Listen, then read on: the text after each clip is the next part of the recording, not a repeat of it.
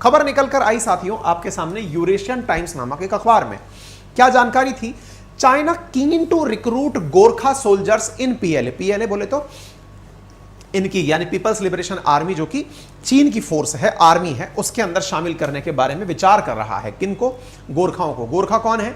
गोरखा नेपाल के जो पहाड़ी लोग हैं उन्हें गोरखा कहा जाता है। हालांकि गोरखा नाम कैसे पड़ा इसके बारे में जान लीजिए कि एक महान संत हुए हैं जिनका नाम है गुरु गोरखनाथ। उन्होंने नेपालियों को या नेपाल की पहाड़ियों में रहने वाले लोगों को लगभग 1200 के अराउंड जो है वो उन्हें गोरखा नाम से संबोधित किया था। ठीक है, खैर, तो will it become third country after UK and India to hit the fearless और मैन? ये क्या है द फियरलेस मैन? आपको याद होना चाहिए भारत के अंदर एक फील्ड मार्शल हुए हैं जिनका नाम है सैम मानेकशॉ, जिन पर फिल्म भी बन रही है विकी कौशल, जिसमें सैम मानेकशॉ का रोल प्ले करेंगे, जिन्होंने भारत को कई निर्णायक युद्धों में विजय दिलाई है। सैम मानेकशॉ का एक बयान है जिससे कि अपने आप में गोरखा की व्याख्या हो जाती है, और वो ये कि यदि कोई व्यक्ति ये बोलता है कि मुझे मौत से डर नहीं लगता, या तो वो झूठ बोल रहा है या वो गोरखा है। साथियों, भारत में गोरखा रेजिमेंट की जो ख्याति है वो अलग अलग तरह से, विभिन्न तरह से चर्चा में आई है। जैसे आप सीडीएस, जो कि स्वर्गीय सीडीएस हमारे विपिन रावत जी हैं, वो भी गोरखा रेजिमेंट के ही मतलब अधिकारी रहे थे। ऐसा नहीं है कि गोरखा रेजिमेंट में गोरखा व्यक्ति ही अधिकारी बनेगा, अधिकारी कोई सा भी किसी भी जगह बन सकता है। तो ऐसे विपिन रावत जी जो हैं वो गोरखा रेजिमेंट से बिलोंग किया करते थे। गोरखाओं की चर्चा युद्ध लेवल पर अगर की जाए तो कहा जाता है कि 1971 का जब इंडिया पाकिस्तान का युद्ध था, तो उस समय पाकिस्तान की हजारों की संख्या को कुछ मुट्ठी भर गोरखाओं ने पीछे खदेड़ दिया था। गोरखाओं की एक विशेष पहचान है, झुकी हुई टोपी और साथ में एक खुरी, जिसको कि खुकरी कहते हैं, आगे से झुका हुआ एक चाकू होता है, ये इनकी विशिष्ट पहचान में शामिल है। भारतीय सेना में अलग अलग नंबर्स हैं, कुछ जगह मेंशन है कि 32,000, कुछ जगह मेंशन है 40,000 गोरखा सैनिक फिलहाल सेवा में हैं।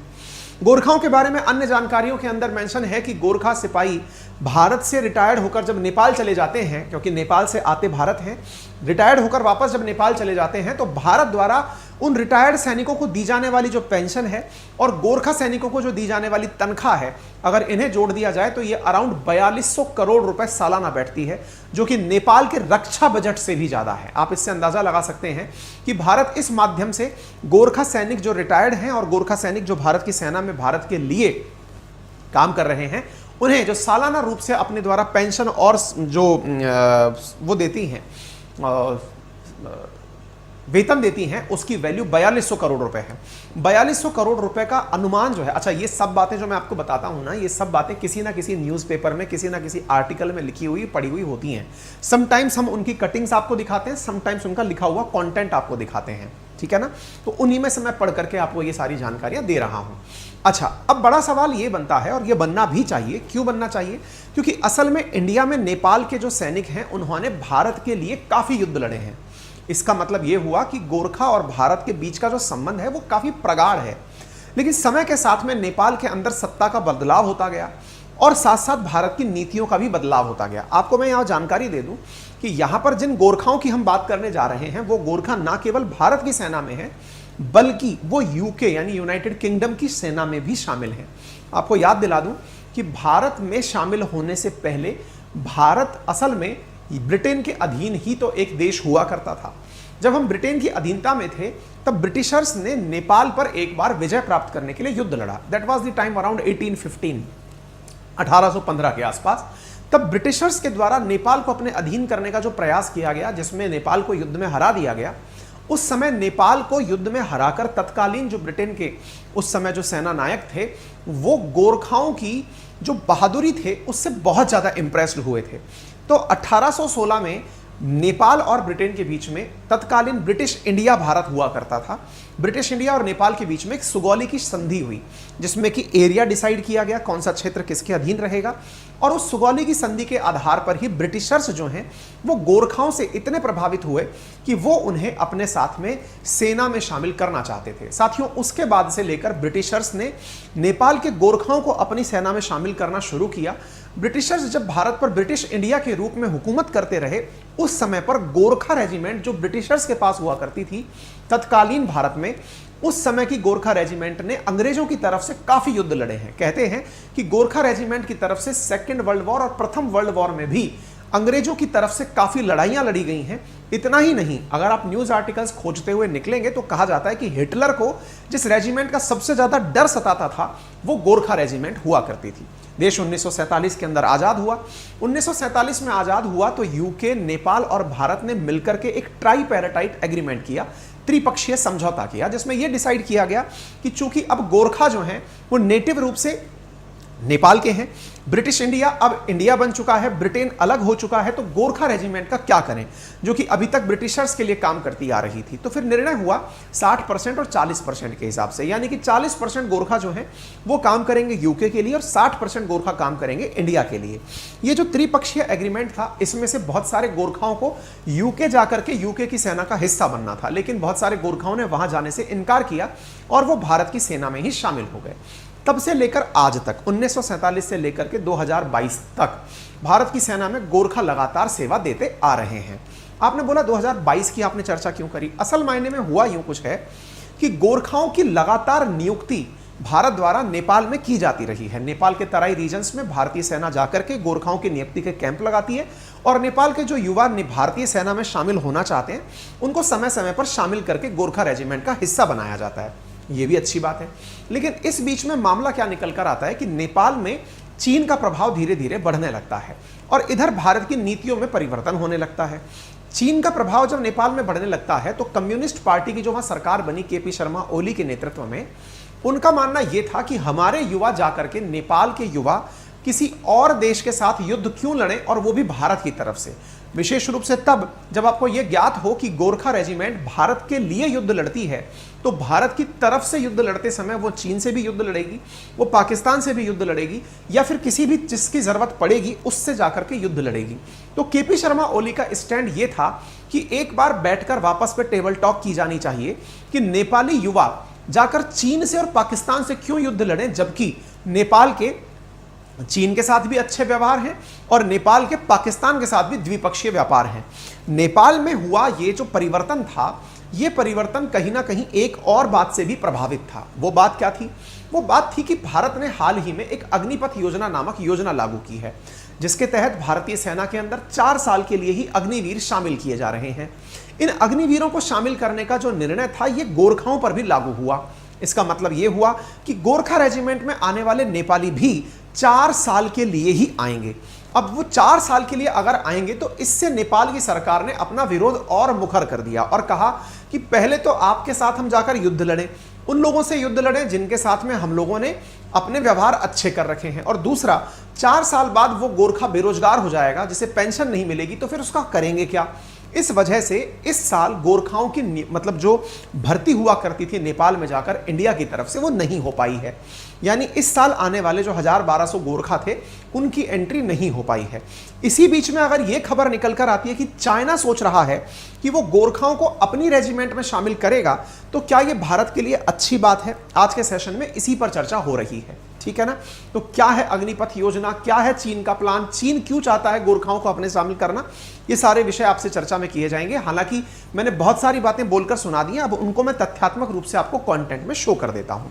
याद होगा आपको अग्निपथ योजना के बारे में, जिसमें गवर्नमेंट के द्वारा जून 2022 में अग्निपथ योजना का अनाउंसमेंट किया गया था, जिसमें 17.5 से लेकर 21 साल के बीच के युवाओं को ही भर्ती किया जाना था। 4 साल के लिए जिनको जॉब दी जानी थी, उन्हें सालाना जो है 4,76,000 रुपए का पैकेज दिया जाना था, जो कि मतलब अपग्रेडेशन के बाद में 6.92 लाख का होना था 4th ईयर में, और जब ये रिलीज हो जाएंगे तब इन्हें सेवा निधि पैकेज के नाम से लगभग 12.25 लाख रुपए दिया जाने का फैसला किया गया था। और इस वजह से जो है वो अग्निपथ योजना चर्चा में आई थी। आपको याद होगा सरकार के द्वारा अग्निपथ स्कीम के चलते बहुत सारे युवाओं को शामिल करने की सरकार की योजना थी, जिससे पहले ही साल 46,000 अग्निवीरों को इसी साल नियुक्त करने की सरकार ने अपनी मंशा जाहिर की थी। हालांकि देश में बहुत सारी जगह युवाओं ने उसका विरोध किया, जिसके चलते ट्रेनों का रुकना, पथराव होना, आगजनी होना, ये तस्वीरों में आपने देखा।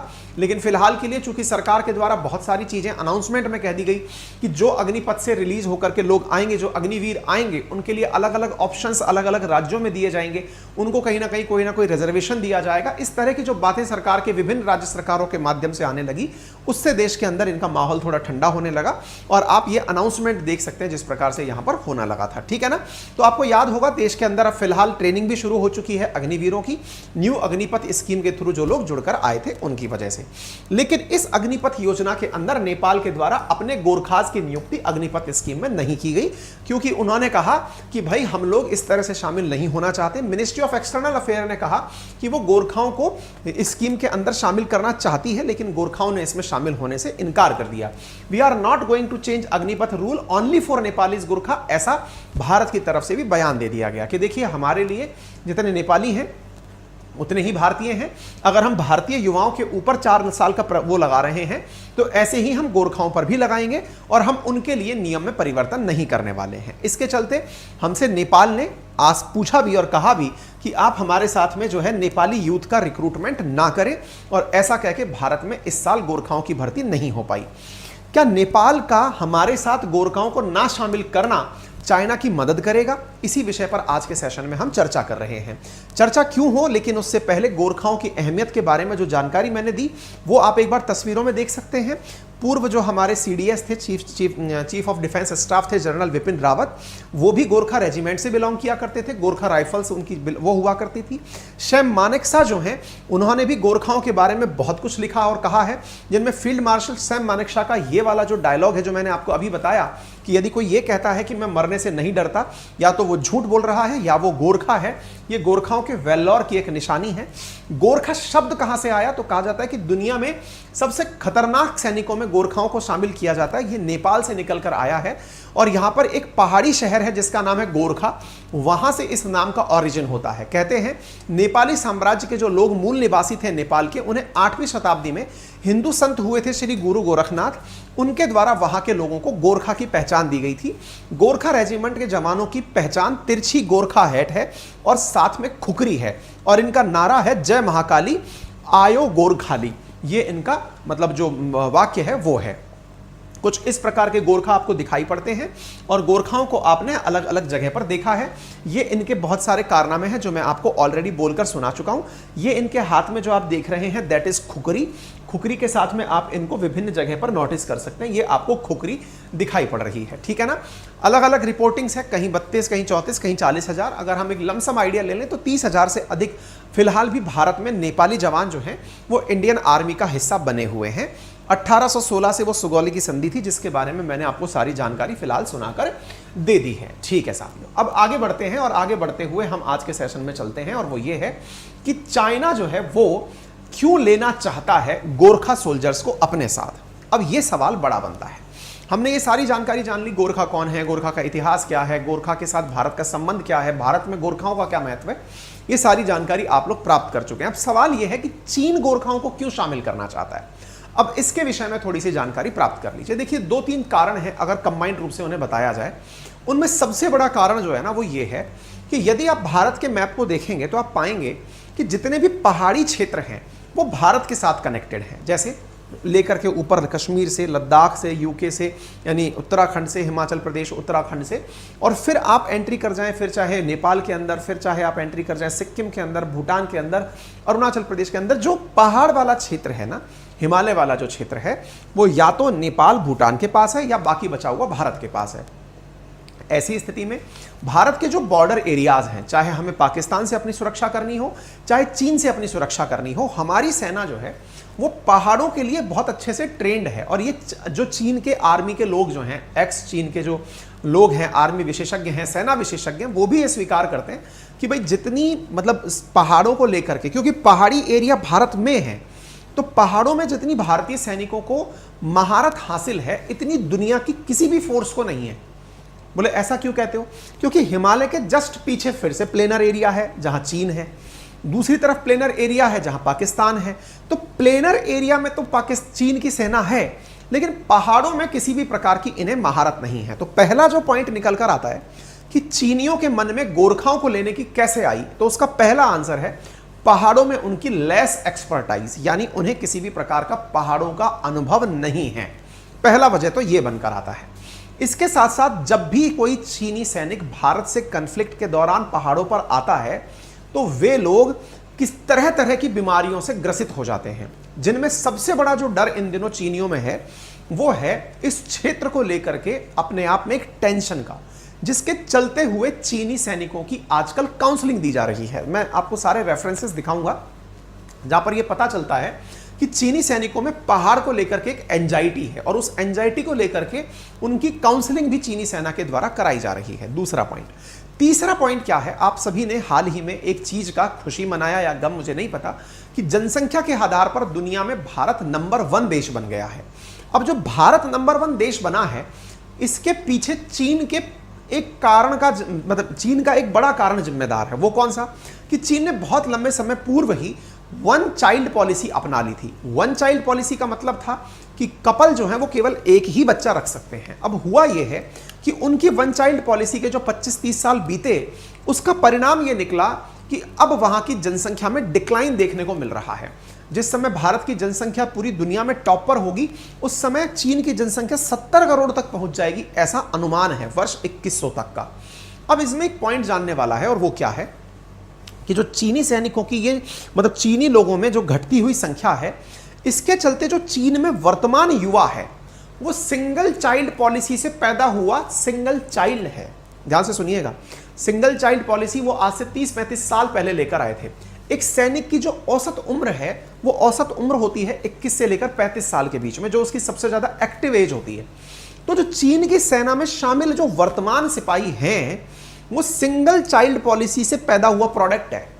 अब वो अपने परिवार का इकलौता है। आपको यह मालूम होगा चीन ने हाल ही में बच्चे और पैदा हो इसके लिए इंसेंटिव देना शुरू किया है। कपल्स को इंसेंटिवाइज किया है, 1 चाइल्ड पॉलिसी खत्म कर दी है कि नहीं भाई अब नहीं, हमको बच्चे बढ़ाने होंगे, अदरवाइज हमारे साथ दिक्कत हो जाएगी। ऐसी स्थिति में 1 चाइल्ड पॉलिसी जो है वो चीनी सैनिकों में यह भाव लेकर आ रही है कि हम अकेले हैं, अगर हम चले गए तो हमारे परिवार वालों का कौन ध्यान रखेगा। इसलिए भी उन्हें अपनी सेना में कोई और चाहिए। यह बात आपको समझ में आनी चाहिए। यानी सेना के अंदर गोरखाओं की जो उनकी विशेष चाहत है उसके पीछे का कारण क्या है? एक तो पहाड़ों से डर, जिसके लिए गोरखा काफी अभ्यस्त हैं, क्योंकि गोरखा तो है ही नेपाल से। नेपाल तो अधिकांश बसा हुआ ही पहाड़ों में है। दुनिया की सबसे ऊंची चोटी जो माउंट एवरेस्ट है वो नेपाल में ही है। तो ऐसी स्थिति में गोरखाओं का भी पहाड़ों के प्रति जो अभ्यास है वो चीनियों के लिए एक एडेड एडवांटेज है। इससे आपको ये बात अच्छे से समझ में आएगी। चौथी जो सबसे इंपॉर्टेंट बात है, मतलब इन्हीं बातों में से अगर चीनियों का डर भी जोड़ दिया जाए, इसके साथ साथ चूंकि नेपाल को चीन अब अपने साथ, चूंकि अग्निवीर से चीनियों मतलब अग्निवीर से नेपाली खफा हैं कि साहब हम भारत की सेना में शामिल नहीं हो पा रहे, तो क्या ऐसी स्थिति में नेपालियों को चीन अपने साथ ले जाकर उन्हें भारत के विरुद्ध भड़का सकता है? ये जानने वाली बात होगी। अब इसके दूसरे भी पॉइंट डिस्कस कर लेते हैं। तो चीन क्यों चाहता है वो मैंने आपको बता दिया। क्या नेपाल के लोग चाहेंगे चीन में जाना? अब इसका भी आंसर जान लीजिए। देखिए, ऐसा नहीं है कि चीन ने यह पहली बार प्रयास किया हो नेपाल के गोरखाओं को अपने पास बुलाने का। 1962 के वॉर में भी चीन ने गोरखाओं को आमंत्रित किया था कि वे भारत से नहीं बल्कि चीन से जुड़े और चीन की सेना में शामिल हो जाएं। तब तत्कालीन गोरखाओं द्वारा चीन में शामिल होने से इनकार कर दिया गया था। उन्होंने कहा जी नहीं, हम नेपाल में ही ठीक हैं, या तो नेपाल की सेना का हिस्सा बनेंगे या भारत की सेना का या फिर यूके की सेना का। यानी पहले ये लोग मना कर चुके हैं। अब बड़ा सवाल ये है, जब भारत में वो युवा आएगा ही नहीं जिसकी एज सेना में शामिल होने की है, अगर वो गोरखा रेजिमेंट का हिस्सा बन नहीं पाएगा तो भविष्य क्या होगा इस बात का? अब इस विषय पर भविष्य में चर्चाएं होना जरूरी हैं, क्योंकि वो जो युवा तैयार है भारत में शामिल होने के लिए, यदि वो अब चीन चला गया तो भारत ने चूंकि रास्ता बंद कर दिया, तो उसका चीन चले जाना क्या भारत और नेपाल के संबंधों को बिगाड़ेगा? ये बात चर्चा का विषय है। निश्चित ही भारत का विदेश मंत्रालय, भारत की सरकारें कोई ना कोई इसका वे अहेड निकाल लेंगे। आने वाले समय में अगर कोई भी ऐसी चीज निकल कर आएगी तो वो मैं आप लोगों के साथ जरूर साझा करूंगा। तो उम्मीद है आप लोगों को ये बात प्रॉपर तरीके से अब क्लियर हो गई होगी। तो मैंने सारे पॉइंट्स आपको इकट्ठे रूप से समझा दिए हैं। मेंटल हेल्थ क्राइसिस वगैरह इन सब पर ऑलरेडी खबर छपी हुई है, मैं सारी जानकारी आप लोगों को दे चुका हूं। Thank you so much. और बाकी हमारा अपना एप्लीकेशन, अपनी पाठशाला आ चुका है, जिसके ऊपर नया बैच जल्दी ही सारथी नाम से आने वाला है। हमारे एप्लीकेशन को आप गूगल प्ले स्टोर और iOS के थ्रू डाउनलोड कर सकते हैं, जहां पर हमने मात्र 1999 में हिस्ट्री, ज्योग्राफी, पॉलिटी, इकोनॉमी के कोर्सेज उपलब्ध कराए हुए हैं। फिलहाल के लिए इतना ही। धन्यवाद।